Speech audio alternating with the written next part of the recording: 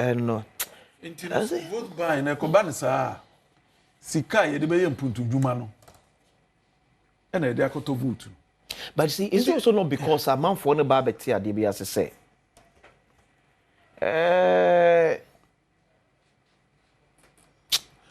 Why yeah, because they put you up and above. Move from capital, but why? But move from capital. A bribery. A bribe. And a woman to wow. Because okay, category 33 na a case near Ochia and your watching. My from so. So just a bribe. Into one. San no man we no. Me ni bia 96 election me hu. Yeah. Near course. There was nothing like that. Even 2000. No. A fee 2016, 2020, and a son of no who so open. And so free. Omo defeat omo party constituency primaries near Cheska, near Che Noma, near the Adani will be vote, near the Afaha, and on the Dimuana Ababedu and they. Okay. Until some defeat Muamu party, Namukoya can before, no more jam and name war. About 2 more. Na mo memo mo bribe ne saa na main election no so no saa nti say kana obegu nyina no wonya ho kwan kwhya ba mu de na ba ye afisika se ode yempudu nyuma no wo fa nye wo de koteka eno na ekoso no nti afa no nyina no won say na enye bigiri se emra be kasa na Ghana edu ba bi ese se onu mu e man ye democracy no kabi ma min kabi amemu no na topi me fen to bibi ho de Elon Musk US election 2024 edu be we see every day be no spending $1 million on electrics also is another form of vote buying.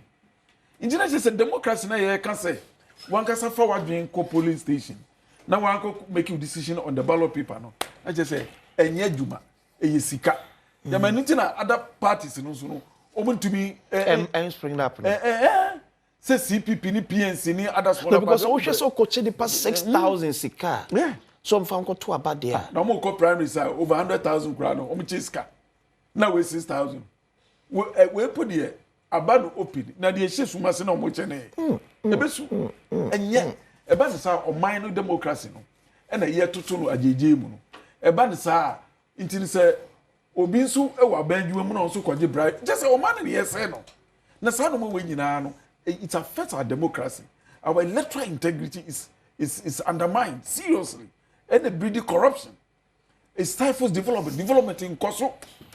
Into omunyai se nipa miensa na o ba koto amaba sa mama iska ento na miensa sa odi ya ma iska kra beto a mon koto na mo nya winner nya MP na on kom na shebedwe ni on kopa bibi papa mre the constituents na mo nya sa no ma na mo ye no.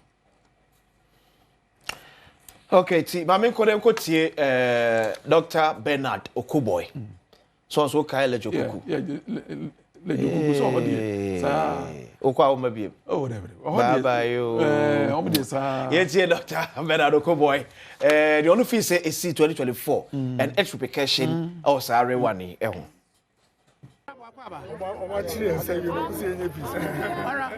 Akwaba. Yeah, me that's it. Anope hene wako. Oh, visited about 2 or 3 police. This is about the 4th one.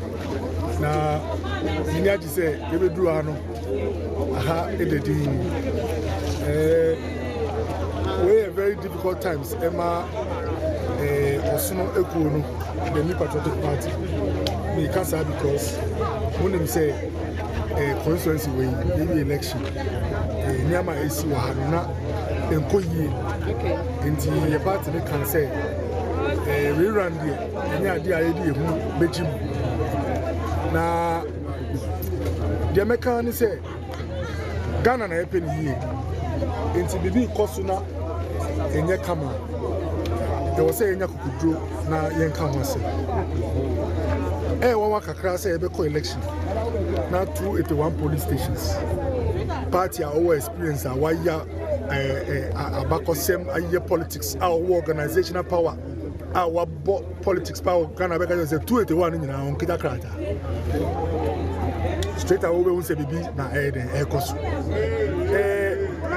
ya boy yem achichiri ensa ama ebia isi pictures wokra ye de jacotu munyina muni nanso sebio say MPP na e wan ehin kakra enti wo kan obi anti o but me pa boni say going forward the election we are a very peaceful journalists mun take interest in why I to about we are obitimi ka say krata ide man no ohun na ebia isi krata so why e be akwohwe de ade anse no na e de jai etu it's very important maka we no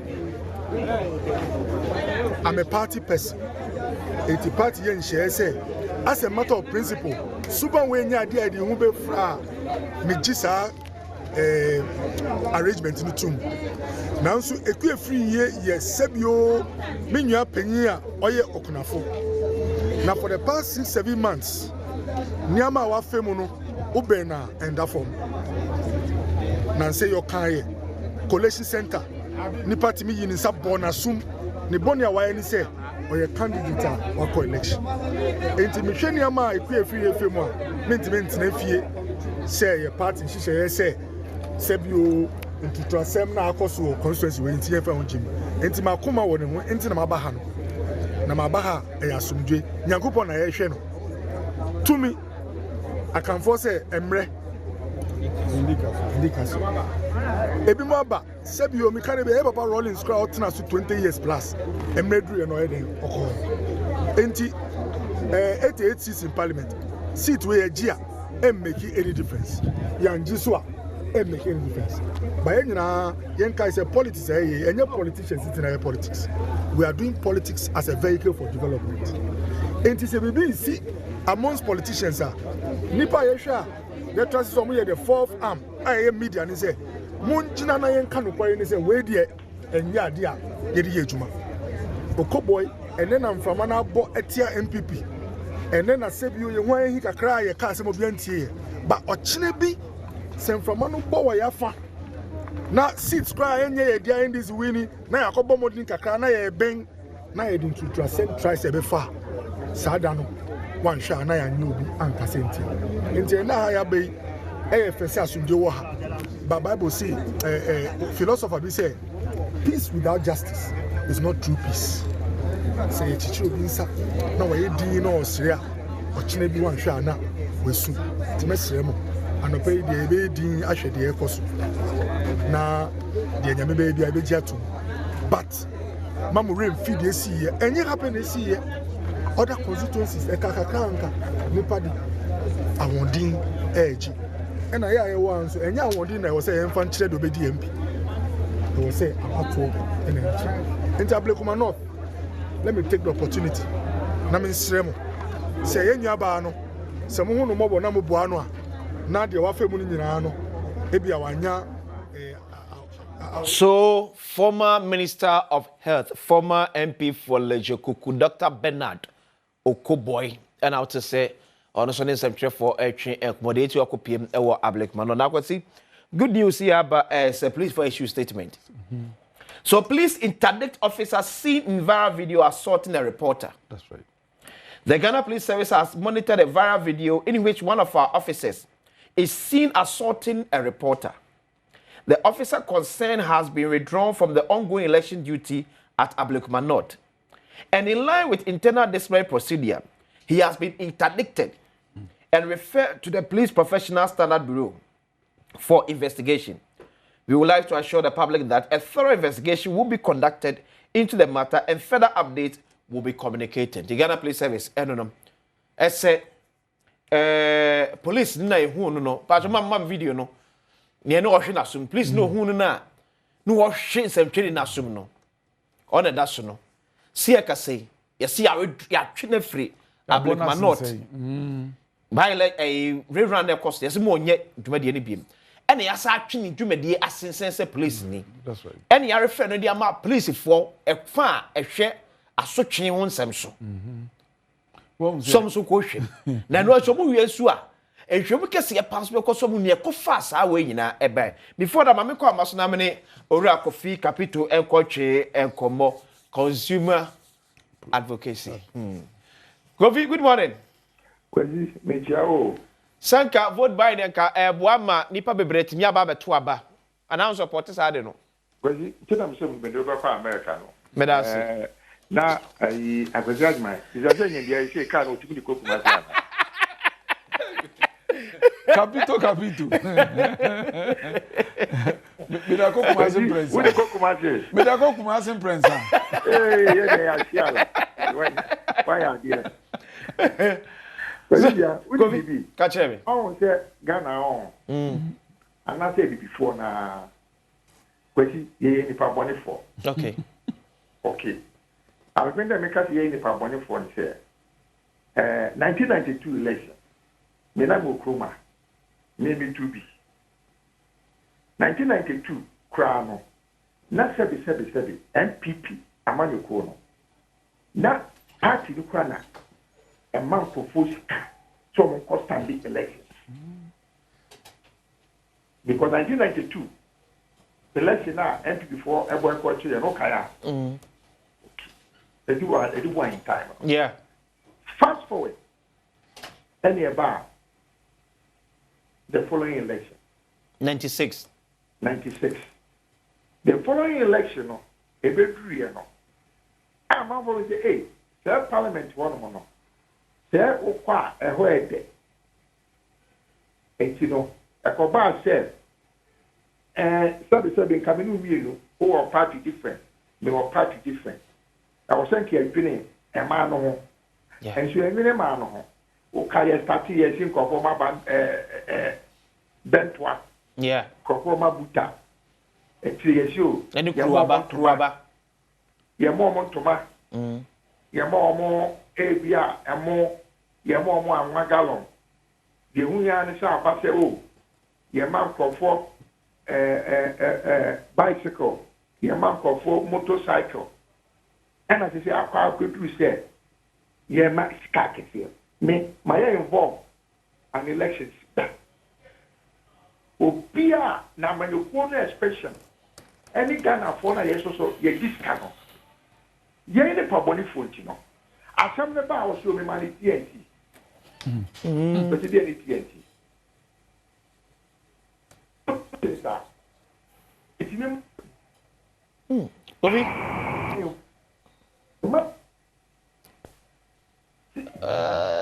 Fachebe. Kofi Auma no 8 Kofi. Kofi. Me say, okay. Me who elections are. Yeah. Delegate. One part within the party. Bakuma 1,000 Ghana cedis. The other side, Esama, Echo Face Kabema another 1,000. So no day 2,000. Yeti, ye betra kroma. I'm obia for this for this car. Na semba. Na the other man no na be catch me say, oh, what money bribe. No man no transportation. Obi ti me catch say obi ofre obi ba the fee na. O man is ke wie no. Wo ko ka o show otoko man. No man breakfast. Na me bi say wo na wo so pa ko to aba na wo say wo ye Ghana ni no. Ana wo di sa man yo ko ni no. Ana wo di sa ni pa ni di no. Na di die pa ba ti na wo di a wo ko di ni pa ni. Kofi, can it be say asa amanyofo na dada tebemfo na chenti ni chale adembre so na so ajo share we go after all o renew sika media no medie kwesi entupi say we share we Ghana intutu ni Ghana skemu say we ma talent cedis in your lifetime I say every 4 years me no ma 1,000 dey amenye dey in fact say what do ni sadia nem say wa na no what bofia ke mama ka dem jo asopa yeah constituency. Yeah. 2016. Me declare me one say. Me stand it. 22 and 2016 na. Adi sabi again. Covid man. Covid man dey engineer mo ya. Me declare me one ewo. Georgia Hotel ewo kuma. Me declare no. Delegates of ASPA. On my card dem say Mr. Bobby Capito. Wo dey yet kawase mo ntino. You have on discount. But this year, I will bribe no. Bribe on me come me and will. When we start your say, "Oh, mama, me baby, I knew that no." na me di o match kwasi one bribe ya ma discount we didn't come now that's one trade to the one winning baby make that go here sir and go for you kumasi me see kumasi airport coffee capital see your consumer protection agency also on your price it's your spend only be that coffee better see no pay ban fa AC coffee capital here per the that consumer protection agency and man fa check yourself kuma Mr. Emmanuel Wire no yere and pay better say pass that the mo share ya na pay ni asante man ponfo nyina man pon so nsem ba akwasi ya kwa better say nyame hira onka ho better say no nyo kese amanyofo no omunyai vote buy no na sika no mo fa na timamfo no so enyai ne ji dabi wa fa mana obeyeden jai se ni ba mienu de be onkoto obeye wa anyi a omunye obi amfa ma no nti mo fa nkoma me dey akwasi sia akopọ ya ademu a ye be se de ye hia akoso hwe Adom TV